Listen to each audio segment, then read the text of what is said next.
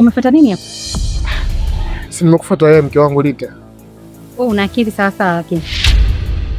Unanifuata mimi kwa sababu zipi? Rita, naomba nisikize kwa makini. Nimegundua makosa yangu. Nimejirudi. Kwa hivyo nimekuja kukuomba msamaha. Naomba nisamehe sana mke wangu. Umechelewa kujua. Sina shida na msamaha wako. Tena naomba uondoke. Sikuhitaji. Katika kitu ambacho natakiwa ukijue. Yaani mimi siwezi kuondoka bila wewe. Nakupenda sana Rita. Naomba unisamehe sana. Alafu neno mke wangu futa kwenye kichwa chako. Mimi sio mke wako. Nina mtu wangu. Ananipenda na mpenda. Naomba ujiheshimu. Rita, naomba unisamehe mke wangu. Niko chini ya miguu yako mama. Hivi, una miaka mingapi hatujaonana mimi na wewe? Kimekukuta nini huko mjini? Mpaka unanifuata leo unaniambia nisamehe, sijui ungejua kosa lako. Ungewahi mapema. Unanielewa eh? Kwa sasa umechelewa. Nina penzi langu liko moto. Usinipotezee muda na wakati. Baba, naomba urudi ulipotoka. Rita, naomba unisamehe sana mke wangu. Nimetambua makosa yangu. Mimi ni binadamu. Nimejua hapa nilipokosea. Naomba unisamehe. Unanielewa Kiswahili? Sikupendi na sikuhitaji. Kuanzia sasa hivi ninavyoongea, usije ukanisumbua. Na nisije nikakuona tena hapa. Usije ukaniharibia bure penzi langu. Unanielewa eh? Sasa jitie mbishi, alafu ukutane na mwanaume mwenzio. Mshenzi kubwa.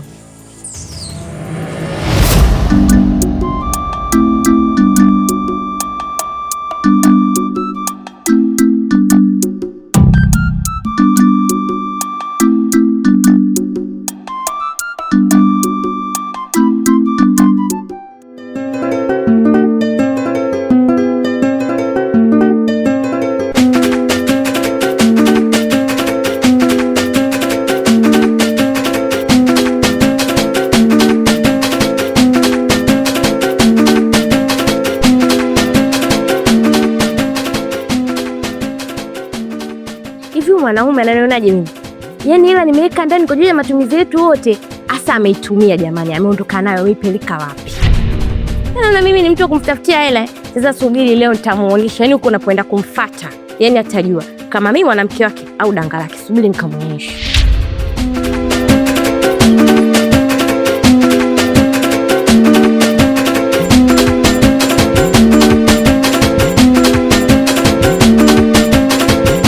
Kaka, yani katika watu ambao wamezingua, katika watu ambao wameyatinyanga, wameingia mvulevule, mimi ni mmoja hapo. Yani hata si nimefeli wapi? Bado sija kuelewa, umekuwa unazunguka hivi. Hebu nyoosha maelezo nikuelewe. Unamaanisha nini? Bana, mimi mdogo wako nimemtia mwanamke mimba. Na sio tu mwanamke, mwanafunzi. Una balaa la.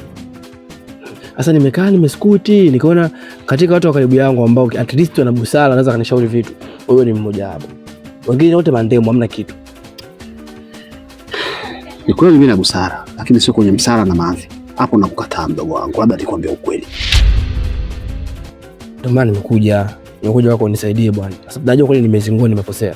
Wewe unaweza kanisaidia kwa ushauri nifanyeje? Mimi hapa kwa akili yangu ya haraka haraka, nimeona nikimbie. Nitoroke mji niondoke. Lakini nikasema kabla sitimiza maamuzi yangu, basi nikufuate unishauri. Kweli tatizo na huo msala, lakini nikwambie tu ndugu yangu, tatizo halikimbiwi, tatizo linatatuliwa. Mimi labda nikwambie kitu kimoja. Cha msingi hiyo mimba wewe kubali. Ila mzugu ya fango liwe chenga. Yaani nikubali mimba ya mwanafunzi. At least ingekuwa mwanamke ambaye ni mtu mzima tu mtaani, mimi ningejua nafanyaje. Mwanafunzi nikubali miaka 30 mzee wangu. Nijumlishe na hii ya kwangu. Jela. Hiyo sio kweli mzee.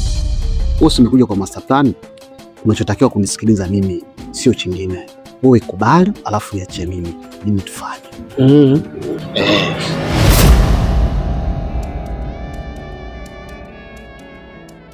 Shoga yangu, yule mwanaume nilikwambia siku ile kwamba nampenda, nilimuita kwa niaba ya maongezi, lakini sikutaka kuchezea fursa. Nilimwekea dawa kwenye kinywaji chake, alivyokunywa tu alipata usingizi. Nikaamua nimchukue nimlete paka hapa nyumbani. nikaona pia ni fursa, ikabidi nichangamkie nimpe mwili wangu. Lakini nilipofika asubuhi nikaona kupenda kile kitendo. Sijui hata nifanyaje shoga yangu, maana naona kama nimejidhalilisha tu mwenyewe. Yaani hata kama mimi ndo ningekuwa mwanaume afu umenifanyia tukio kama hilo, nisingekubali. Tena mimi sasa hata kuongelesha nisingekuongelesha, maana ningekuchukia, ningekukasirikia. Yeye mpaka amekuongelesha, maana yake ni kwamba ni muelewa na pia ana busara. Maana angekuwa mtu mwingine asingekuongelesha. Sijui unanielewa? Kwa hiyo wewe hapo mama yangu ni kuendelea tu kujilegeza kwake, unajirahisisha mtoto wa kike. Hakunaga mwanaume anayevuka kwa mwanamke. Mwanamke ndo kila kitu. Kwa hiyo wewe fanya tu juu chini, jiweke karibu naye, yeye mwenyewe atakukubali. Kama dalili tu za kwanza anaonyesha hajapenda, unadhani uko mbele itakuwaje? Hawezi kuchomoa, mimi nakwambia. Uwe kazana tu, jirahisishe kwake. Yaani mpende, yaani mjali. Unajua mwanaume anapenda kujali. Ukimjali, ukimpenda, yaani ukimthamini, ukamwonyesha kwamba yeye ndo kila kitu kwako, atakupenda yeye mwenyewe. Sawa, nitajaribu kufanya. Sio utajaribu, yaani fanya kweli. Usiniambie mimi utajaribu nini? Fanya kweli.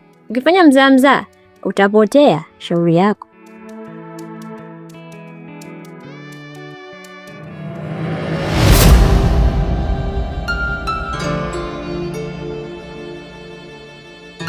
Sasa sikiliza. Mimi mwenyewe nimekaa nikawaza nikafikiria nikaona kwamba haina haja ya kukataa kitu ambacho mimi nimekifanya. Kwa sababu ukiangalia kweli mimi ndo nahusika kwa 100%. Labda kama ulikuwa mtu wa michezo, lakini mimi naamini kwamba ndo nahusika na hilo tu. Sasa cha kufanya sasa hivi, sitokataa tena. Nimeshakubaliana na hali. Nimekubali kwamba wewe tayari nimeshakutoa ujauzito sawa. Lakini nisaidie jambo moja. Nyumbani kwenu au mtu yoyote yule asije akajua hili jambo. Kwa sababu endapo atajua au kwenu wakajua, basi hatima yangu mimi itakuwa mbaya. Aidha wewe unaweza kufukuzwa shuleni, mimi nikaenda jela. Miaka hii sio 3, 30. Kitu ambacho sasa katika maisha yangu. Ngochukua miaka ambayo ninayo kujumuisha na 30, naweza nikafia jela. Kwa hiyo inabidi ujikaze. Usimwambie mtu. Nadhani utakuwa umenielewa. Haya, sasa mimi nimekuelewa, lakini chadi kumbuka, mimba haijifichi. Hata kama nikijificha kiasi gani, pale nyumbani atajua tu. Hadi umri wako unashindwa kuweka siri. Hiyo inawezekana kwa sababu wewe muda mwingi upo shuleni. Kuna unakuwa jioni na asubuhi. Asubuhi ukiamka kwenda shule, ndipo utakuwa shule unaweza kujitunza mwenyewe ukajificha, wasijue wenzio. Sawa, sikatae kama pembe la ng'ombe lijifiche. Kwa hiyo tusubiri mpaka huo muda ambao tumbo litakuwa kubwa. Tutakuwa tushapata namna nyingine ya kusolve tatizo. Ila kwa sasa hivi kwanza, namna sahihi ya kusolve ni kuficha siri. Usije ukasema. Haya, sasa nimekuelewa. Acha niende nyumbani kwa sababu mama yupo. Namsi. Ole uje. Unataka tumzibu mtu maskini. Siku nyingine. Haya basi wapi.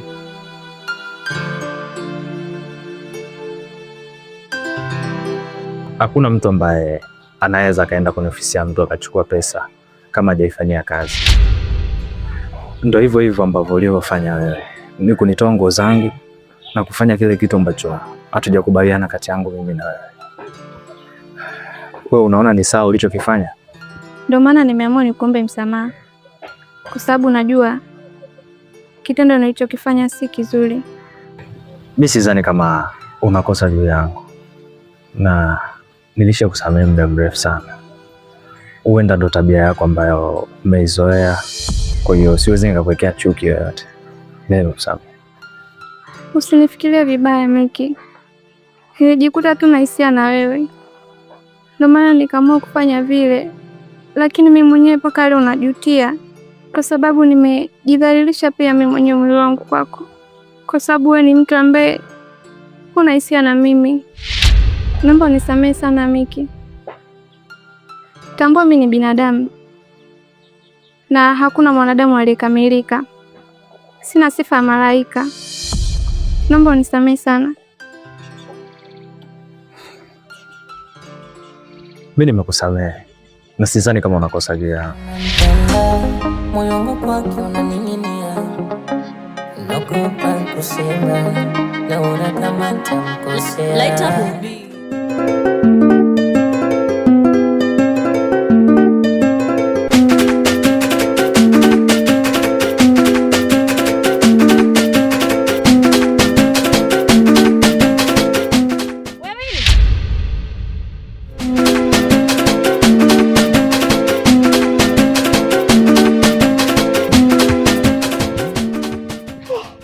shoga yangu, yani nakuita toka upo huko, unatembea mwenyewe, una haraka, unakimbilia wapi? Hafu isitoshe, mbona uko peku? Shoga yangu, we acha tu, yani alonikuta siwezi hata kukwambia. Maana huyu mwanaume anavyonifanyia mimi, sijui anataka roho yangu au kuna kitu anakitaka. Yani uwezi ukaamini, ndani tuliweka hela ya matumizi, kaibeba yote.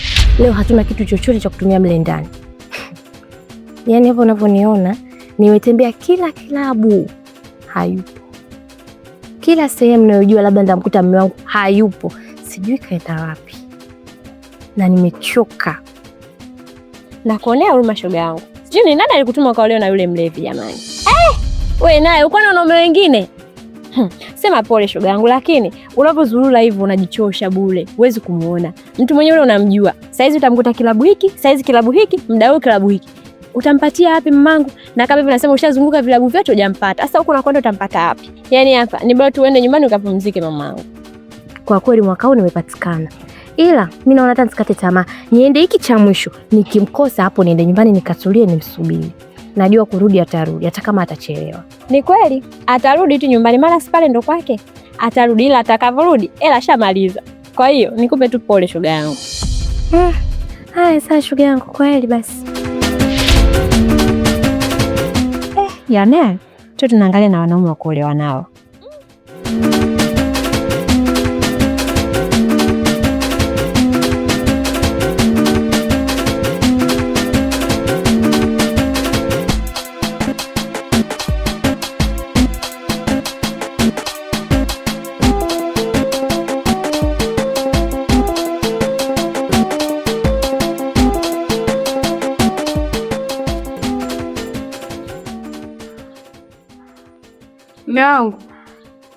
Mme wangu. Yaani maana tu kuniagiza chai na kuja na kuto melala au ndo makusudi? Wewe umetumwa chai. Lete chai, kafanye kazi zako. Kwa mengine anatokana na nini? Hebu lete bwana hiyo chai bwana. Shika. Sasa nafyonza nini? Sema tu unanipenda, kusema hutaki. Kaza mtoto wa kiume. Kama umeamua bifu acha liwe bifu. Mara sikutaki, mara chai, kesho utaanza panda kitandani tulale. Kama unanisimanga kwa chai yako, chukua chai yako. Leta au unayasema yanatoka moyoni au ndo nataka staki. Kaza kama umeamua kaza. Wewe iko kidongodongo chako hicho kama ngola iko. Masikio kama panya vile. Funza wewe.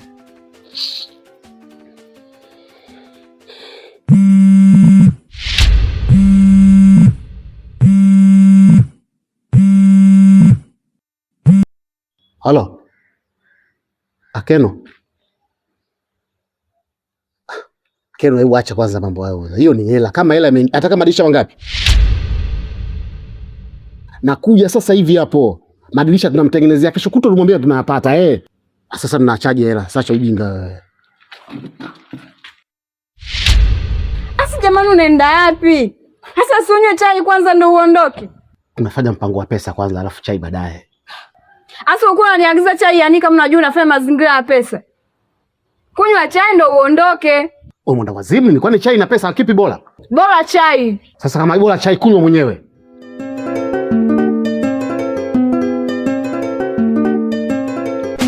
Hivi huyu vipi jamani, mimi kila nikipanga mipango yangu inakwama. Ila subiria, hata yenyu watu siku nyingine.